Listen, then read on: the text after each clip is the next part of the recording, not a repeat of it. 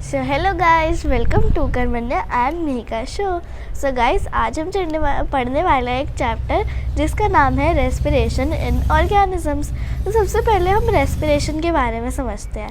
Respiration एक process है जिसमें जो फूड है वो ऑक्सीडाइज होता है ऑक्सीजन के ऊपर, ताकि वो एनर्जी रिलीज़ कर सके, और इस पूरे प्रोसेस को हम रेस्पिरेशन कहते हैं। रेस्पिरेशंस 2 टाइप्स के होते हैं। First, internal respiration and external respiration. Internal respiration को हम सेलुलर रेस्पिरेशन और टिश्यू रेस्पिरेशन भी कहते हैं। ये रेस्पिरेशन सिर्फ सेल्स के अंदर ऑकर होती है जहाँ फूड ब्रोकन डाउन होता है। तो एक्सटर्नल रेस्पिरेशन को हम ब्रीदिंग भी बोलते हैं। इसमें ज़्यादा कुछ नहीं, बस एक फिज़िकल प्रोसेस है जिसमें इनहेलेशन और एक्सहेलेशन होती है। जैसे हम इनहेलेशन को इंस्पिरेशन और एक्सहेलेशन को एक्सपिरेशन भी बोलते हैं। नेक्स्ट टॉपिक है हमारा ब्रीदिंग रेट। ब्रीदिंग रेट एक बहुत इम्पॉर्टेंट है हमारे इस चैप्टर में। ब्रीदिंग रेट वो रेट होती है जो हम 1 मिनट में जितना हम ब्रीद करते हैं उसे ब्रीदिंग रेट कहते हैं। एक normal person 15 to 18 times breathe करता है एंड एक चाइल्ड 25 to 30 टाइम्स ब्रीथ करता है। अब हम ब्रीथ कैसे करते हैं? हम ब्रीथ करते हैं अपनी नोज़ की मदद से, जिसमें जो 2 ओपनिंग्स होती हैं हम उसे नोस्ट्रिल कहते हैं। फिर उसके बाद हम नसल कैविटी में अंदर आगे बढ़ेंगे, फिर हम जाएंगे ट्रैचिया पर, फिर हम जाएंगे bronchi and last for it is lungs, and उसके बाद एक डोम शेप डायफ्राग्राम। तो सबसे पहले हम नोस्ट्रल्स नोज़ की बात करते हैं। नोज़ से हम अपना इनहेल करते हैं और एक्सहेल भी करते हैं, पर हम अगर क्लीन एयर इनहेल कर सकें तो उसलिए हमारी नोज़ में हेयर्स होते हैं और एक स्टिकी सब्सटेंस होता है म्यूकस, जिसकी मदद से जो डस्ट पार्टिकल्स होते हैं तो वो वहीं रह जाते हैं और क्लीन एयर हमारे अंदर एंटर कर जाती है। नेक्स्ट है हमारा ट्रैचिया। ट्रैचिया ये है ये वाला पार्ट, जहाँ पे दोनों विंड के लिए और फूड के लिए एक बहुत कॉमन पैसेज वे है। और उसी के बाद हमारा नेक्स्ट आता है ब्रोंची। ये ना बिल्कुल ये फर्स्ट, जैसे हमारा ट्रैचिया नीचे जा रहा है ना, तो यहाँ एक 1 ब्रोंची है, left and right bronchi.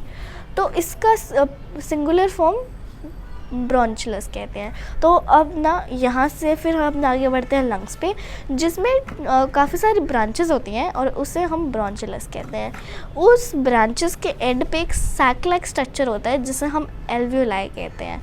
And उसका काम सिर्फ इतना होता है कि जो ब्लड हमारे अंदर से ऐसे जा रहा है उसमें से CO2 को बाहर भेजना है और ऑक्सीजन को ब्लड में मिक्स करना है। तो ये काम एल्वियोलाई का होता है। अब उसी के नीचे एक डॉम शेप्ड स्ट्रक्चर होता है जिसका नाम होता है डायफ्राग्राम।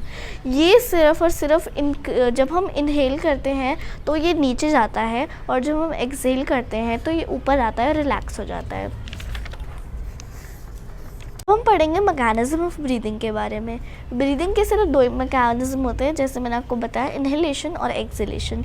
इनहेलेशन में हम इनहेल करते हैं और एक्सहेलेशन पे हम ब्रीथ आउट करते हैं। नेक्स्ट है हमारा व्हाट वी ब्रीथ आउट। हम क्या ब्रीथ आउट करते हैं? हम ऑफ कोर्स एयर करते हैं, और एयर में बहुत सारे कंटेंट्स जैसे नाइट्रोजन, ऑक्सीजन, कार्बन डाइऑक्साइड, तो ऐसे ही हम एयर को ब्रीथ करते हैं। अब हम पढ़ने वाले हैं स्नीजिंग के बारे में। तो स्नीजिंग कब होती है? हमारे को स्नीजिंग तब होती है जब हमारे पास जो आसपास एयर है हम उसे इनहेल करते हैं और वो कुछ ऐसे इरिटेटिंग डस्ट पार्टिकल्स के साथ अंदर चली जाती है। एंड जैसे ही वो अंदर जाती है तो हमारे जो अपर ब्रीदिंग पैसेज है उसमें इरिटेशन होना शुरू हो जाती है, तो उसी की वजह से स्नीजिंग होती है। नेक्स्ट है हमारा यॉर्निंग। यॉर्निंग में ज़्यादा कुछ नहीं होता, बस जब हम ऐसे स्लीपी फील करते हैं ना, तो तब उस टाइम पे जो हमारी ब्रीदिंग रेट होती है ना वो लो हो जाती है, जिसकी वजह से हमारे लंग्स को इनसफिशिएंट ऑक्सीजन मिलती है और उसी की वजह से यॉर्निंग में रिजल्ट होता है। तभी तो यॉर्निंग होती है, वरना उसका भी क्या काम, बस हमें अवेक रखने के लिए यॉर्निंग होती है, क्योंकि हमारे लंग्स के अंदर इनसफिशिएंट ऑक्सीजन हो जाती है। अब रेस्पिरेशन के, जैसे मैंने आपको बताया, internal respiration and external respiration, इसमें एक और भी है। जैसे हम ऑक्सीडाइजिंग की बात कर रहे थे तो उसमें हमने बात किया कि ऑक्सीजन पे होती है। अब इस ऑक्सीजन वाली रेस्पिरेशन को हम एरोबिक रेस्पिरेशन कहते हैं, एंड जो बिना ऑक्सीजन की होती है उसे एनारोबिक रेस्पिरेशन कहते हैं। एरोबिक रेस्पिरेशन में जो फूड है वो कम्प्लीटली ऑक्सीडाइज हो जाता है, कम्प्लीटली उसकी एनर्जी रिलीज़ हो जाती है और उसके लास्ट एंड प्रोडक्ट्स होते हैं carbon dioxide, water and energy.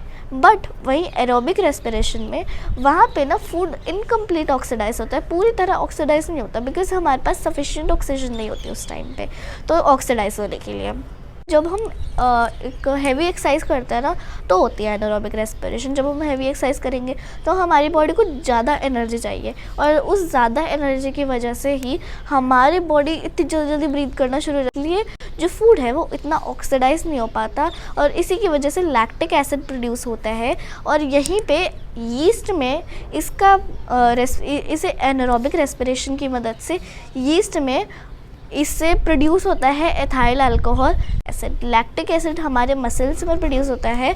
जब हम कोई हैवी एक्सरसाइज करते हैं तो उससे लैक्टिक एसिड प्रोड्यूस होता है एंड वहीं यीस्ट में एथाइल अल्कोहल। तो आज हम इतना ही पढ़ेंगे। Thank you and have a nice day.